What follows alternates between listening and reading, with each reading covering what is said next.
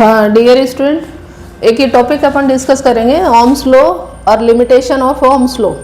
ठीक है, तो वैसे तो 10th क्लास का ही टॉपिक है ये भी, लेकिन फिर भी 12th क्लास में पूछा जाता है और आपको हो सकता है कि थोड़ा डीपली पूछा जाए क्योंकि लिमिटेशन पे क्वेश्चन बनता है।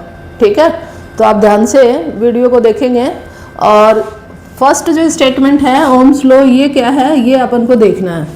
तो ओम्स लॉ का स्टेटमेंट था कि यदि अपन किसी कंडक्टिंग वायर के अंदर करंट देते हैं या इलेक्ट्रिक फील्ड देते हैं तो वोल्टेज जो है वो डायरेक्टली प्रोपोर्शनल होता है टू द करंट। तो इन्होंने फर्स्ट स्टेटमेंट दिया था कि I proportional to the V। तो I यहाँ पे अपन क्या ले रहे हैं, करंट, और V क्या ले रहे हैं, वोल्टेज। इसी स्टेटमेंट को इसने कहा कि V proportional to the I। ठीक है, जिस रेशियो में आप वोल्टेज को इंक्रीज करेंगे उसी रेशियो में करंट भी इंक्रीज होगा। और आपको पता है कि प्रोपोर्शनल साइन को हटाने के लिए अपन को कोई भी प्रोपोर्शनल कांस्टेंट लेना पड़ता है। तो ओम्स ने यहाँ पे कांस्टेंट लिया और ये कांस्टेंट लिया R। ठीक है, अब यहाँ पे ये जो कांस्टेंट है R, इसको इन्होंने डिफाइन किया एज ए रेजिस्टेंस। ठीक है, अब ये रेजिस्टेंस क्या है, रेजिस्टेंस अपने पास में मटेरियल की, कंडक्टिंग मटेरियल की वो प्रॉपर्टी है जो करंट को अपोज करेगी। ठीक है ना, तो यहाँ पे R को डिफाइन किया इन्होंने किसकी फॉर्म में, V/I की फॉर्म में। यहाँ पे यदि अपन R की मेजरमेंट यूनिट निकालें बेटा तो V को अपन वोल्टेज लेते हैं और इसको एम्पियर में, तो ये क्या होना चाहिए, वोल्ट पर एम्पियर होना चाहिए।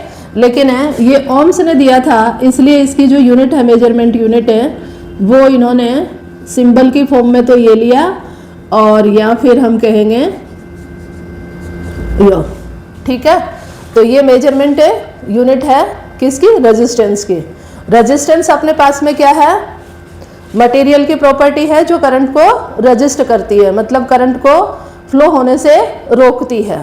तो ये किस पे डिपेंड करता है ये भी अपन स्टडी करेंगे। तो एक पार्ट तो अपने पास में हो जाता है ओम्स लॉ का ये, और दूसरा पार्ट अपने पास में किस पे डिपेंड करता है, इसे R पे। तो R के अकॉर्डिंग देखो दूसरा जो पार्ट है इसका ओम्स लॉ का वो क्या है।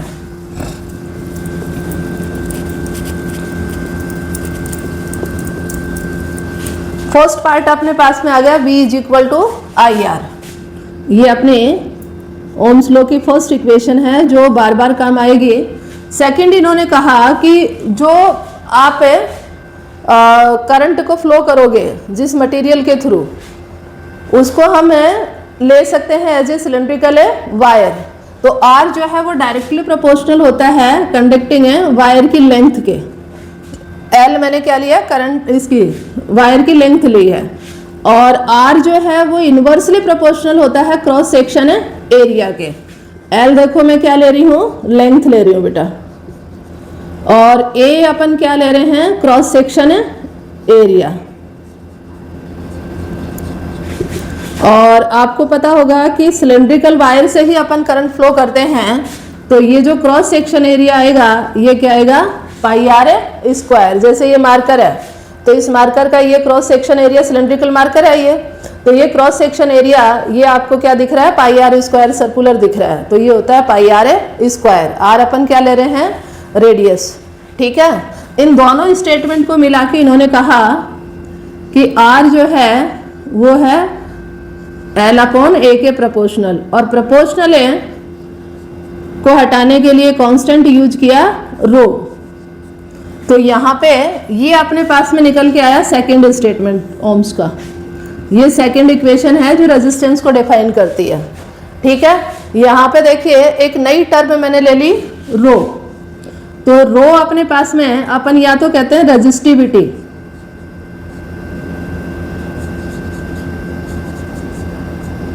और या फिर कहेंगे स्पेसिफिक रेजिस्टेंस।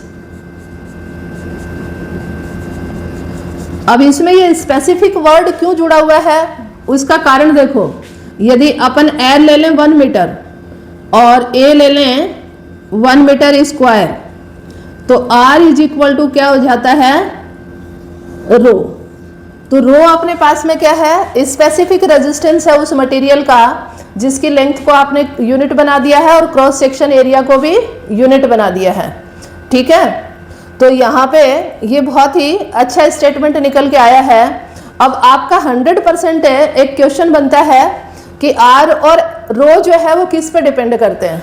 ठीक है, तो ये आपका सीबीएसई का क्वेश्चन भी बनता है और प्रैक्टिकल में भी ये क्वेश्चन पुटअप होता है। जब आपका सीबीएसई एग्जाम होगा या आरबीएसई एग्जाम होगा प्रैक्टिकल का, तो उस समय भी क्वेश्चन पुटअप होता है कि आर जो है वो किस पे डिपेंड करेगा और रो किस पे डिपेंड करेगा। और ये स्पेसिफिक वर्ड किस लिए है, क्योंकि आपने लेंथ और क्रॉस सेक्शन एरिया को यूनिट बनाया है। तो देखो आर डिपेंड किस पे करेगा,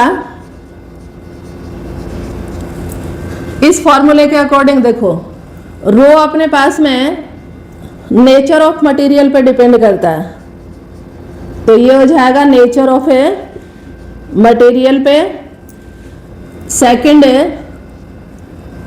लेंथ पे, थर्ड क्रॉस सेक्शन एरिया पे,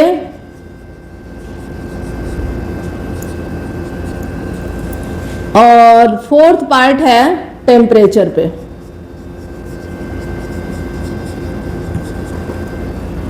तो यहां पे देखिए आर जो है किस किस पे डिपेंड कर रहा है, रो पे डिपेंड कर रहा है। रो अपने पास में किस पे डिपेंड करेगा, नेचर ऑफ मटेरियल पे, यानी आपका मटेरियल कौन से मेटल का है, आयरन का है, एल्यूमिनियम का है, कॉपर का है या फिर सिल्वर का है। ठीक है, और डायरेक्टली प्रोपोर्शनल लेंथ के, inversely proportional cross section area के, और टेम्परेचर पे।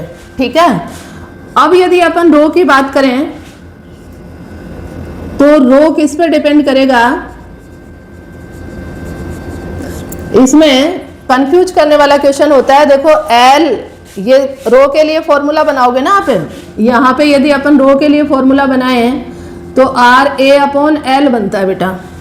अब तुम कहोगे कि इसमें आर भी आ रहा है, ए भी आ रहा है और एल भी आ रहा है, लेकिन आपने क्या किया है, ये स्पेसिफिक रेजिस्टेंस है तो एल और ए को तो क्या कर दिया, यूनिट कर दिया। तो लेंथ और क्रॉस सेक्शन एरिया पे डिपेंड नहीं करेगा, तो ये डिपेंड करेगा नेचर ऑफ मटेरियल पे और दूसरा डिपेंड करेगा किस पे, टेम्परेचर पे। ठीक है, तो ये बहुत ही अच्छा टॉपिक है, ये आपको क्लियर हो जाना चाहिए। तो ये मैंने क्लियर कर दिया ओम्स लॉ को। अब देखो सेकंड स्टेटमेंट मैंने लिखा है लिमिटेशन ऑफ ओम्स लॉ। तो लिमिटेशन का मतलब ये है कि ओम्स लॉ जो ये कह रहा है कि V डायरेक्टली प्रोपोर्शनल I, तो यानी जिस रेशियो में आप I को इंक्रीज करोगे उसी रेशियो में R भी V भी इंक्रीज होना चाहिए। तो देखा जाए तो यदि अपन VI ग्राफ लें तो VI ग्राफ अपने पास में स्ट्रेट लाइन ग्राफ ये आना चाहिए बेटा। मान लो यहां मैं ले लूं I और ये ले लूं V, तो डायरेक्टली प्रोपोर्शनल का मतलब ये है कि ये यहाँ पे स्लोप जो है ये कांस्टेंट आना चाहिए और ये ग्राफ आपका इस तरह से आना चाहिए। ठीक है, ये वैलिड है किसके लिए, ओमिक मटेरियल के लिए। अब देखो ये किस किस के लिए वैलिड है ये आपको देखना है। यदि अपन प्योर मेटल लेते हैं तो प्योर मेटल के लिए ये जो VI ग्राफ आता है ये बहुत ही लो टेम्परेचर के लिए स्ट्रेट लाइन ग्राफ आएगा और उसके बाद ये ग्राफ जो है आपका ये इस तरह से इंक्रीज हो जाता है। ये कुछ डिस्टेंस के लिए अपन ले सकते हैं स्ट्रेट लाइन और उसके बाद ये स्लोप इसका डिस्टर्ब हो जाता है। ये अपन I लें और ये V लें, तो यानी प्योर कंडक्टिंग मटेरियल ले रहे हैं, कोई भी मेटल ले रहे हैं आप, तो ये हाई टेम्परेचर पे वैलिड नहीं होगा, ये लिमिटेशन है इसकी। ठीक है, तो फर्स्ट तो अपना आया कि प्योर मेटल के लिए नहीं है। अब अपन क्या करते हैं कि लेबोरेटरी में जो भी मेटल यूज करते हैं वो अलोय यूज करते हैं, या तो कॉन्स्टेंटन यूज करते हैं, नाइक्रोम यूज करते हैं या मैग्नेनिन का वायर यूज करते हैं। तो थोड़ा सा टेम्परेचर यदि अपन इंक्रीज करते हैं तो अलोय के लिए ये जो है ये ग्राफ फिर भी स्ट्रेट लाइन होगा, मतलब ओम्स लॉ को वैलिड करेगा। दूसरा देखिए, जो भी सेमी कंडक्टिंग मटेरियल हैं उनके लिए भी ये लिमिटेशन लागू नहीं होगी। मतलब है सेमीकंडक्टर मटेरियल में गैलियम आर्सेनाइड का एक मेरे पास में एग्जाम्पल है, तो इसका जो ग्राफ आता है वो ग्राफ इस तरह से आता है। ठीक है, तो यहाँ पे देखिए ये कुछ डिस्टेंस के लिए V और I का जो ग्राफ था ये वैलिड हुआ, और उसके बाद में इसको फॉलो नहीं किया। तो जो सेमीकंडक्टर हैं उसके लिए भी ओम्स लॉ लागू नहीं होता है। दूसरा देखो, एक और मैं बता रही हूँ पीएन जंक्शन के लिए, जो आप 14 चैप्टर में स्टडी करोगे, तो पीएन जंक्शन में एक्चुअल में जो ग्राफ आता है वो फॉरवर्ड और रिवर्स बाइस में एक ग्राफ आपका इस तरह से आता है,